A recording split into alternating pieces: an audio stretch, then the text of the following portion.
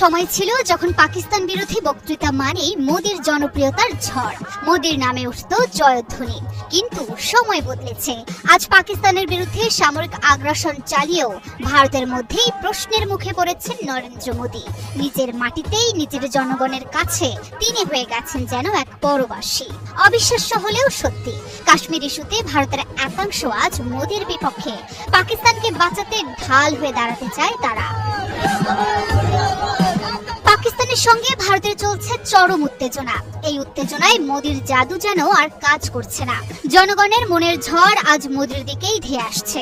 নিজের জনগণই মোদির বিপক্ষে তলোয়ার ধরতে চাইছে। ভারতের 2 কোটি জনগণ আজ ভারতীয় হয়েও পাকিস্তানকে সমর্থন দিচ্ছে। এক ভিডিও বার্তায় এই ঘোষণা দেয় 2 কোটি জনগণের নেতা গুরুপতওয়ান্ত সিং পান্নুন। আর তাতেই মোদি সহ বিজেপি নেতাদের চোখ ছানা বড়া।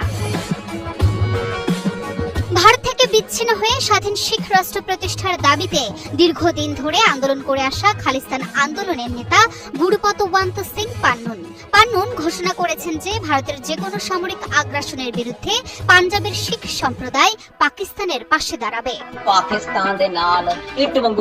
পাকিস্তানের প্রতি সংহতি জানিয়ে খালিস্তান আন্দোলনের এই নেতা বলেছেন, আমরা 2 কোটি শিখ পাকিস্তানের পাশে ইটের প্রাচীরের মতো দাঁড়িয়ে আছি।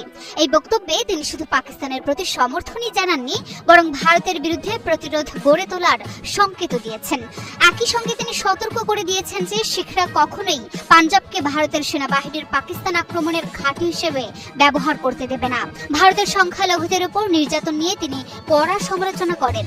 इंडियन आर्मी दी असी इन्नी हिम्मत नहीं होने देंगे। পান্নুন তার বক্তব্যে কাশ্মীর পরিস্থিতিকে তুলে ধরে বলেন, এখন 1965 বা 1971 সাল নয়, এটা 2025। পরিস্থিতি পাল্টে গেছে। পাকিস্তানের নাম ও ঐতিহ্য তুলে ধরে তিনি বলেন, পাকিস্তান শব্দের অর্থই পবিত্রতা। আমাদের ঐতিহ্য হলো আমরা কখনো আগ্রাসন শুরু করি না, করবো না। এতে তিনি একদিকে শান্তির বার্তা দিলেও অন্যদিকে যেন আক্রমণের সম্ভাব্য জবাবের ইঙ্গিত দিয়েছেন। এছাড়াও পান্নুন দাবি করেন, ভারতের পেহেলগাঁয়েও সাম্প্রতিক হামলা আসলে ভারতীয় সরকারের একটি লোক দেখানো আক্রমণ। ভারতের মাধ্যমে নিজেদের হিন্দু নাগরিকদেরই হত্যা করেছে রাজনৈতিক সুবিধা ও নির্বাচনী লাভের উদ্দেশ্যে। ভারতীয় নেতৃত্বের প্রতি কঠোর হুঁশিয়ারি দিয়ে পান্নুন বলেন, যে আক্রমণ করে সে টেকে না, সেটা ইন্দিরা গান্ধী হোক, নরেন্দ্র মোদী হোক বা অমিত শাহ। পাশাপাশি তিনি জানান, আমরা মোদী, অজিত ডোভাল, অমিত শাহ ও এস জয়শঙ্করকে আন্তর্জাতিক আইনের আওতায় এনে বিচারের মুখোমুখি করব। খালিস্তান আন্দোলনের সাম্প্রতিক গতিপথ ও দক্ষিণ এশিয়ার ভূ রাজনৈতিক প্রেক্ষাপটে গুরুপতওয়ান্ত সিং পান্নুনের বক্তব্য একটি গুরুত্বপূর্ণ মোড় হিসেবে বিবেচিত হচ্ছে।